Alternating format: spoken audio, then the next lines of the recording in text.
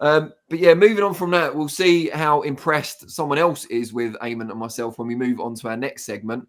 And that will probably be Ben Shalom, because we're going to talk a little bit about the pattern. I think it's fair at this point to call it a pattern of fighters pulling out of negotiations from Boxxer to take on their Matchroom counterparts. Now, I made a list. I checked it twice. Because I was interviewing Richard Riakporhe. I don't know if you've seen it. It's on the channel. Interviewed him in depth. Really good interview, actually. He opened up on a lot of stuff. But he was one of the first to start this controversy, if you like, when he was withdrawn from purse bids to challenge Jai Opetaia at the time, who was co-promoted by Matchroom, and Riakporhe, of course, with Boxxer. Riakporhe says in the interview that he can completely endorse Boxxer's decision now, although he got a lot of flack for it unfairly. But he can endorse it now because he's got a chance on home soil against Chris Billam-Smith, someone he's beaten previously as well. A winnable fight, he will think. So he can understand why they withdrew him from the Opetaia bids.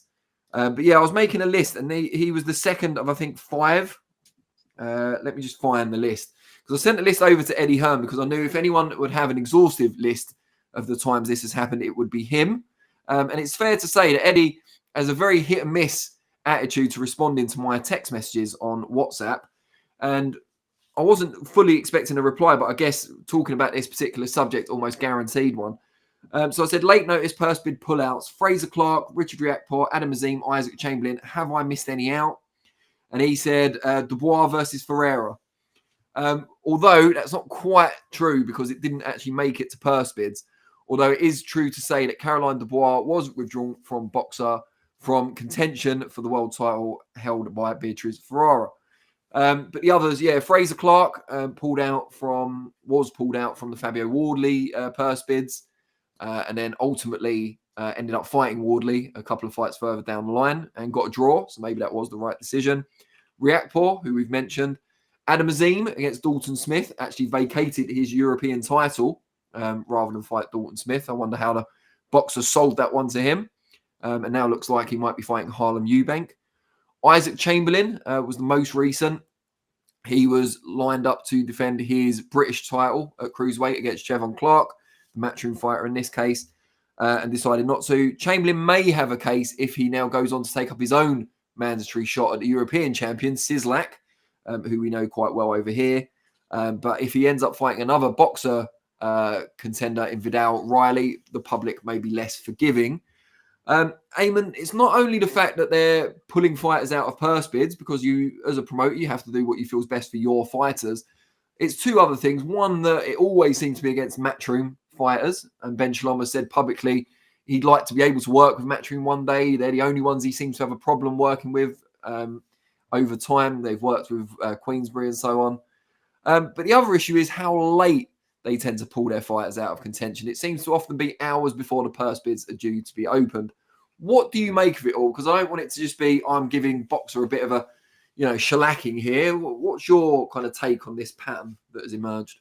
Yeah, I mean, it's quite interesting because I know you can draw a pattern there, but are these all really just kind of individual cases as they are for boxers, their own individual careers and what's kind of best for them? A couple of these as well too are Isaac Chamberlain. He's a Boxxer promoted, but really he's a Hennessy fighter. So that was really Hennessy's decision, I guess, there. What's going on with Tyler Denny? He's a Boxxer fighter, right? Or at least he's fought under the Boxxer banner. But that fight with Felix Cash is happening, as far as we understand it, on a Matchroom show. So there seems to be something's being ironed over at least, or something you can be showed there that it can work and works under the right circumstances. I just guess in this occasion, they were able to find a deal that was palatable to everyone, and on the other ones, they haven't really. I would say on the case of Dalton Smith versus Adam Azim, I've said it before, I wasn't really interested in that fight on this occasion, although we all hate the idea of marinations and things, and I'm not a big fan of that either. But I just felt that it wasn't the right time for that fight.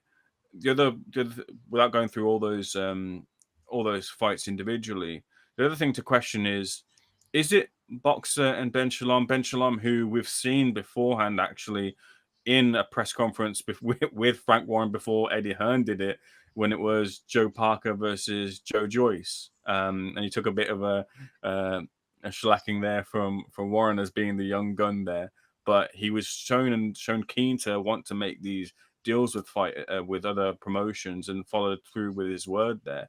Is it Ben Shalom or is it more Sky? Because Eddie Hearn's kind of thrown the dart towards Sky in some of his interviews and said that, you know, when we were exclusive with Sky Sports, we were questioning why are they giving promotion or talking about other big fights, and to paraphrase, Sky was saying, well, they're big fights and we should have a presence there. And since Eddie Hearn has left Sky Sports, DAZN and Sky Sports and Eddie Hearn's fight specifically aren't getting as much spotlight as maybe they thought he would get, because Sky were giving the spotlight to other fights during his tenure. So is it a directive from Sky actually, as opposed to Boxxer?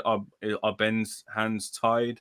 I don't really know what the full situation is there, but I kind of tend to feel that in amongst all the back and forth between Boxxer and Matchroom, Frank Smith, who's pulling a lot of the strings right now, and Ben Shalom, I know he's made a few trip-ups, are fairly level-headed people.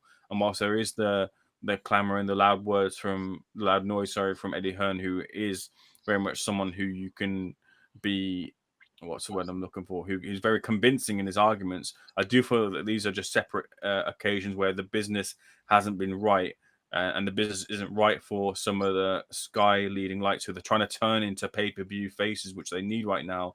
They can't quite pull the trigger on that because these aren't the fights where the commercial reward is there for it, because the risk means that they won't get the reward later down the line. Yeah, so the point I was going to make on the whole Boxxer and Matchroom thing, one is that why do they always do it so late in the day? Because, yeah, individually there might be good reasons to withdraw these fighters from purse bids on each occasion, but do they have to leave it right up until the last minute? That does seem like a bit trolling at best. And the other thing is, fighters are tending to get a lot of the criticism that goes with this. You know, Adam Azim being either told to or deciding in his own right to tweet saying he will fight Dalton Smith one day, don't worry about it, and all of this stuff.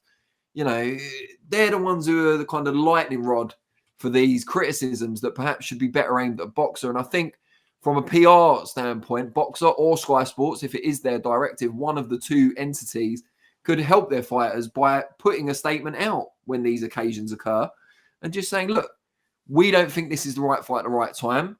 He would love to take the fight, or she, in the case of Dubois. They'd love to take the fight, but we're not going to let them. It's our decision. And, you know, just shield them from the criticism. But they haven't done that. And you mentioned Tyler Denny there and fighting on a Matchroom show. I'm not sure what Tyler's... We interviewed him recently, so I'll have to watch it again. But I'm not sure what his current situation is with Boxxer. But if you're saying to, let's think of an example, Richard Riakporhe, back when they pulled him out of the Jai Opetaia purse bids, if you're Ben Shalom, you're saying to him, look, Rich, I'm sorry you've had all this criticism, but you've got to realise Jai Opetaia is in great form. If we lose the purse bid, you have to go over to fight him in Australia. Not ideal. However, you've beaten Chris Billam-Smith. He's in the same stable. It's an easy fight to make. Once he wins the world title, you'll get the first shot. Easy kind of rationale to make. Riakporhe undoubtedly accepted it and now gets his reward. If that tells Riakporhe, we really care about you, we've got your best interests at heart, which I think it does, what does it say to Tyler Denny and those like him who are allowed to fight on another promoter show? Surely that says we don't care about you as much as we care about the likes of Riakporhe, Fraser Clark, and so on. And for us in the media, we'll say, well, probably true, you know, they're going to make a lot more money for Boxxer than a Tyler Denny, all due respect, or a Dan Aziz or whoever. But it doesn't make it right for the fighter, does it? And, you know, that would be a relationship you'd be questioning. What do you think? So, yeah, a couple of points in return. Again, I'm not Boxxer's spokesperson here. Well, they need a spokesperson. You could tell us why it's them who are avoiding the purse bids and not the fighters. Well, was it not the whisper within the industry that someone new has been hired? Is that right, Danny? Yes, they have hired a new director of comms, director of communications, who's come with a really credible background, actually.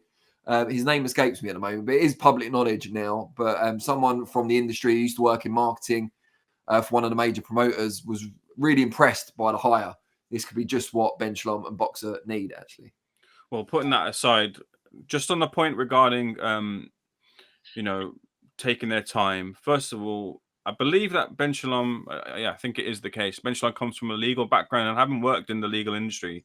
I remember that when you had timelines and timescales to do things ordered by the courts and such. And again, I know this is business. It's not legal, although the legal crossover can happen. If you had 14 days to negotiate, if you have 28 days to negotiate, you take those 28 days and you negotiate and you have the order, whatever it is, on that final day. Maybe Ben Shalom's carrying over some of those practices into this side of the business, as that's his way of doing. So I can sort of see as maybe that's why some of the lateness, I guess, in inverted commas, comes in. Also, as well, I think it's been said in interviews beforehand, Frank Smith said he was in conversation with Ben Shalom. They told him of their intentions, that they're likely not to go through with the purse fit. So if they have those conversations behind the scenes and they've been told of what's the likely process and path as to what the other side are going to do, those without prejudice conversations, you have an understanding, you have an inkling as to what's going to happen.